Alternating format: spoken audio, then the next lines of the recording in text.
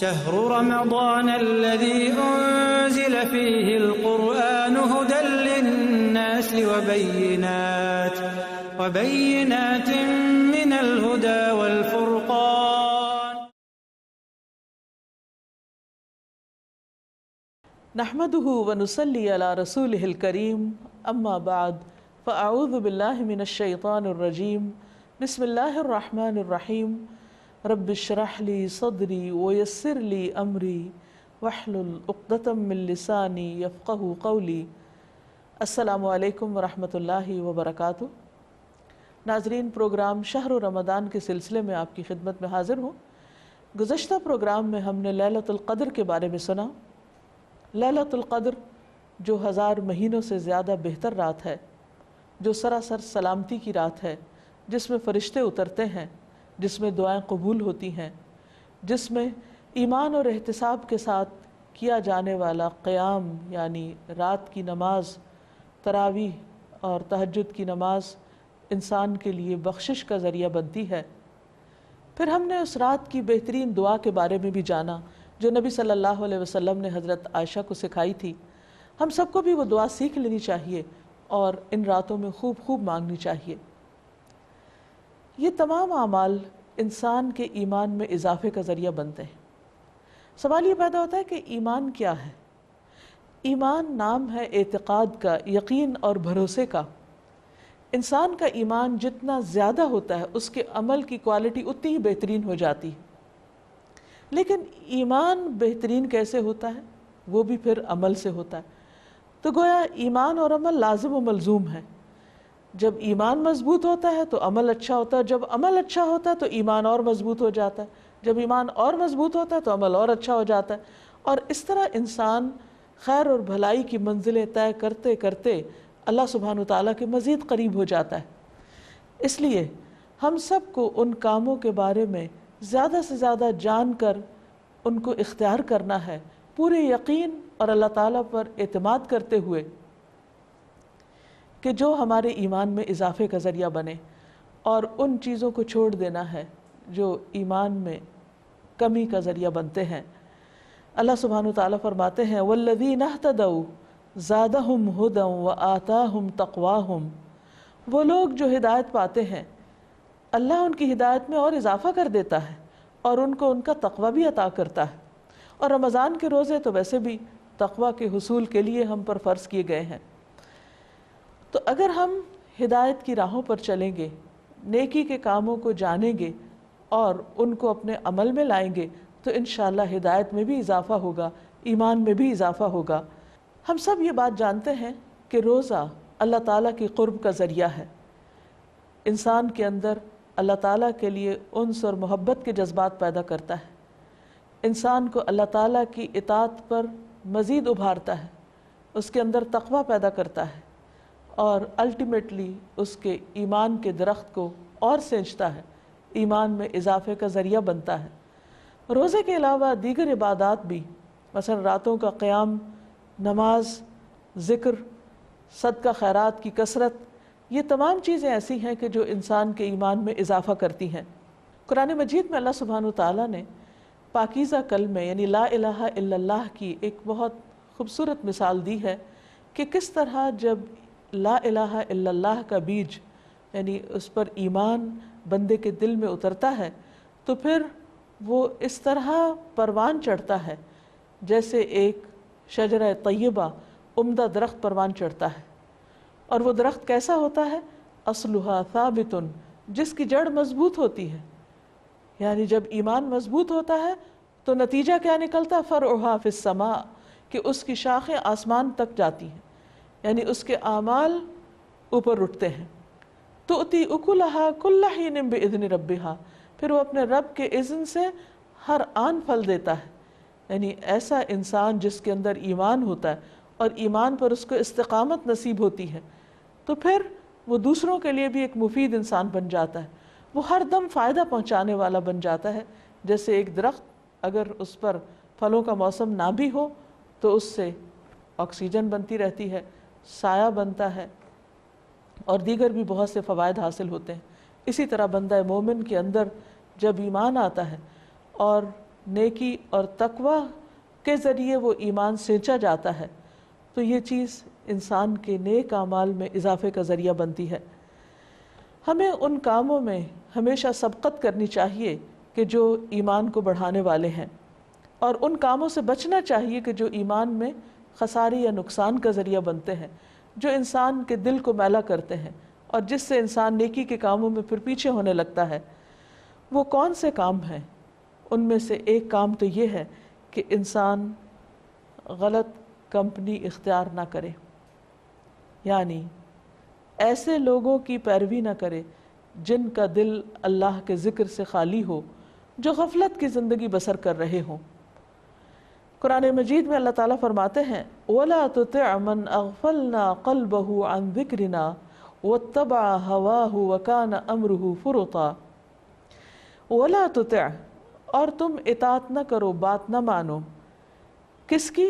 من اغفلنا قلبہ عن ذکرنا، جس کے دل کو ہم نے اپنے ذکر سے غافل کر دیا ہو، واتبع ہواہ، اور وہ اپنی خواہشات کی پیروی کر رہا ہو، وکان امرہ فرطا، اور اس کے سارے کام بکھرے ہوئے ہوں، یعنی غیر منظم زندگی ہو اور کسی چیز کا سر پاؤں نہ ہو۔ لہٰذا انسان اگر اپنے ایمان میں اضافہ کرنا چاہتا ہے تو اس کے لیے ضروری ہے کہ صالحین کی صحبت اختیار کرے، اللہ کو یاد کرنے والے، اللہ کا ذکر کرنے والے لوگوں کی کمپنی میں بیٹھے، نہ کہ ان کے پاس جو اللہ سے غافل ہوں، کیونکہ انسان جب ایسے لوگوں میں بیٹھتا ہے تو ویسا ہی ہو جاتا ہے یا ہونے لگتا ہے، کیونکہ انسان اپنے ماحول کی پیداوار ہوتا ہے۔ اسی طرح جب انسان کسی کمپنی میں بیٹھتا ہے تو عموماً وہاں مختلف لوگوں کی باتیں سنتا ہے، ان باتوں سے بھی انسان متاثر ہوتا ہے، وہ باتیں اس کے اوپر کسی نہ کسی درجے میں اثر کرتی ہیں، یا اسی وقت یا تھوڑی دیر کے بعد یا بعد میں بھی وہ چیزیں یاد آتی رہتی ہیں۔ اب اگر انسان روزہ رکھ کر بھی جھوٹ بول رہا ہے تو ایسے روزہ رکھنے کا بھی کچھ فائدہ نہیں، اس سے ایمان میں اضافہ نہیں ہو سکتا، خالی بھوکے پیاسے رہنے سے ایمان نہیں بڑھتا۔ نبی صلی اللہ علیہ وسلم نے فرمایا من لم يدع قول الزور والعمل به فليس لله حاجة في ان يدع طعامه وشرابه، جو شخص روزہ رکھ کر جھوٹ بولنا اور اس پر عمل کرنا نہ چھوڑے تو اللہ تعالیٰ کو اس بات کی کوئی حاجت نہیں کہ انسان اپنا کھانا پینا چھوڑ دے، یعنی اللہ تعالیٰ نے روزے کا حکم اس لیے نہیں دیا کہ انسان بھوکا پیاسا رہے اور باقی جو اس کا جی چاہے کرے۔ گویا روزہ برائی سے بچنے کا نام ہے، صرف کھانے پینے سے بچنے کا نام نہیں۔ اسی طرح ایک اور جگہ پر آپ صلی اللہ علیہ وسلم نے فرمایا کم من صائم لیس له من صیامہ الا الظمأ وکم من قائم لیس من قیامہ الا السحر، کتنے ہی روزہ دار ایسے ہیں کہ جن کو اپنے روزے سے سوائے بھوک پیاس کے کچھ بھی نہیں ملتا، یعنی کوئی اجر و ثواب نہیں ملتا، ان کے اندر کوئی تقویٰ نہیں آتا، ان کی زندگی میں کوئی تبدیلی نہیں آتی، ان کی روحانیت میں کوئی طاقت نہیں آتی، وہ جیسے پہلے ہوتے ہیں ویسے ہی رمضان کے بعد ہوتے ہیں، کیونکہ انہوں نے کھانا پینا تو چھوڑا، وہ کام نہیں چھوڑے جس سے ایمان میں کمی ہو جاتی ہے۔ اس لیے روزے کے ساتھ ساتھ انسان کو اپنی زبان اور اپنے باقی اعمال کا بھی محاسبہ کرتے رہنا چاہیے۔ اسی طرح آپ نے یہ بھی فرمایا کہ کتنے ہی راتوں کو جاگنے والے ایسے ہیں، قیام کرنے والے، جو ویسے عبادت میں کھڑے رہتے ہیں لیکن ان کو رات جاگنے کے علاوہ کچھ بھی نہیں ملتا، کچھ حاصل نہیں ہوتا، کوئی اجر و ثواب حاصل نہیں ہوتا۔ کیوں؟ اس لیے کہ وہ یا تو دکھاوے کے لیے کرتے ہیں، یا پھر ان کی نمازوں میں کوئی خشوع خضوع نہیں ہوتا، یا وہ ایک لگے بندھے انداز میں بس ایک ریچول کے طور پر اس کام کو کر رہے ہوتے ہیں، اس میں کوئی روح نہیں ہوتی۔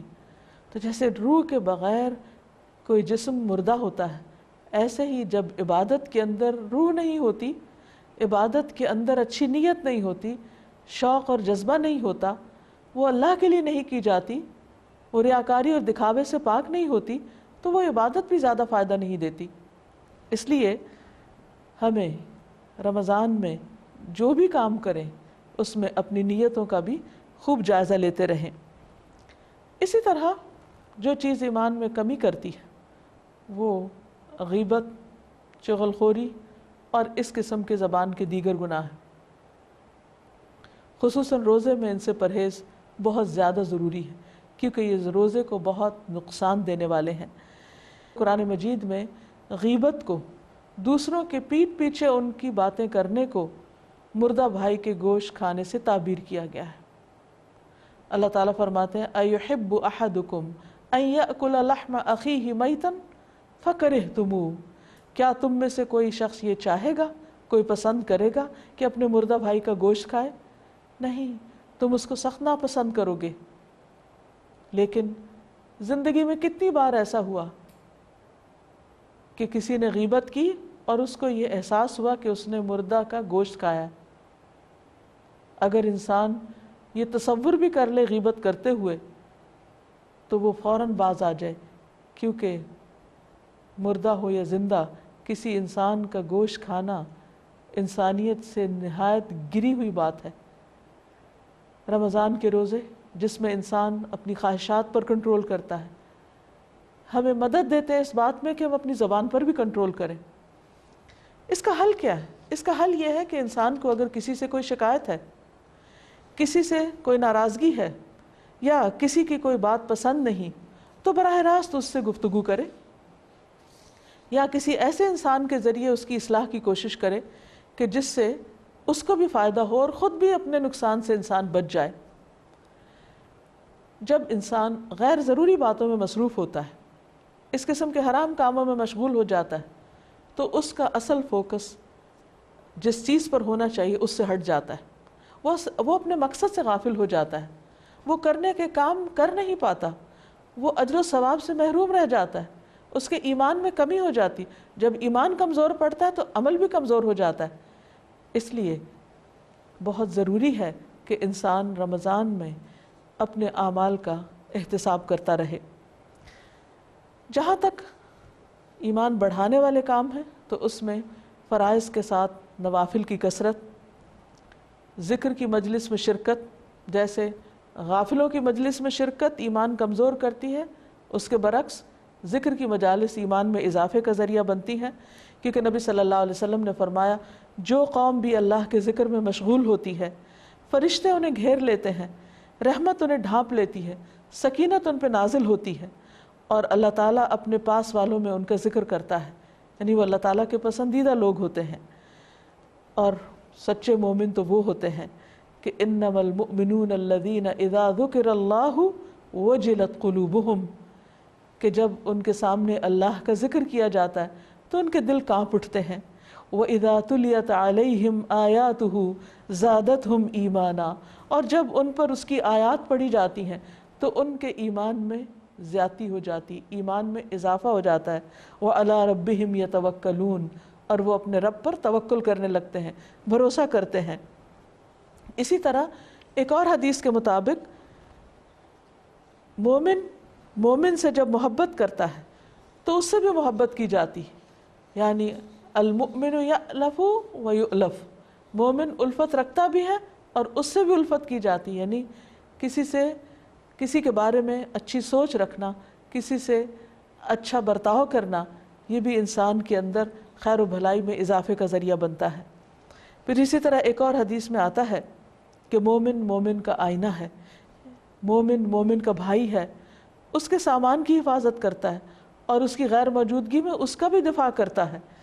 لہٰذا یہ تمام چیزیں ایسی ہیں کہ جو انسان کے ایمان میں اضافہ کرتی ہیں، اور اگر انسان شیطان کے پیچھے لگ جائے تو پھر نیکی کے کاموں سے دور ہوتا چلا جاتا ہے۔ شیطان کا زور ان لوگوں پر نہیں چلتا جو اپنے رب پر ایمان رکھتے ہیں اور اس پر بھروسہ کرتے ہیں۔ ہم سب کے لیے بھی ضروری ہے کہ ہم نیکی کے کاموں میں آگے بڑھیں اور برائیوں میں پیچھے رہیں، جیسا کہ رمضان کی ہر رات کو ایک پکارنے والا پکارتا ہے، یا باغ الخیر اقبل و یا باغ الشر اقصر، اے نیکیوں کے طلبگار آگے بڑھو اور اے برائیوں کے چاہنے والے رک جاؤ، اب تو باز آ جاؤ۔